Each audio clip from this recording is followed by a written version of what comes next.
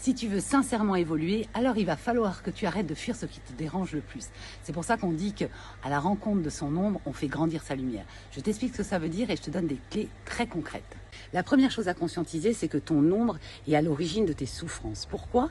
Tout simplement parce que c'est toutes les blessures, tous les traumas, toute la culpabilité, les peurs qui n'ont pas été conscientisées. Donc ces souffrances vivent en toi et tant qu'elles vivent en toi, elles créent des schémas répétitifs de souffrance. Alors concrètement, comment moi j'ai fait pour aller à la rencontre de mon ombre, même si le chemin n'est pas fini, il y a 3 choses qui m'ont aidé. La première chose, c'est de conscientiser que mon ego m'empêchait d'aller voir ça parce qu'il croyait que aller connecter avec sa souffrance, c'était revivre sa souffrance. C'est complètement faux. Aller observer nos dysfonctionnements, c'est tout simplement mettre de la lumière dessus, les conscientisant et donc s'en libérer.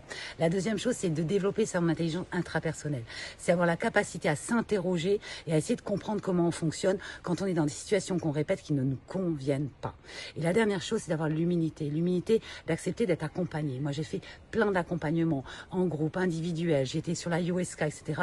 pour aller chercher les réponses que je ne trouvais pas seule, tout simplement parce que parfois c'est compliqué et donc on a besoin d'être accompagné dans un espace de sécurité.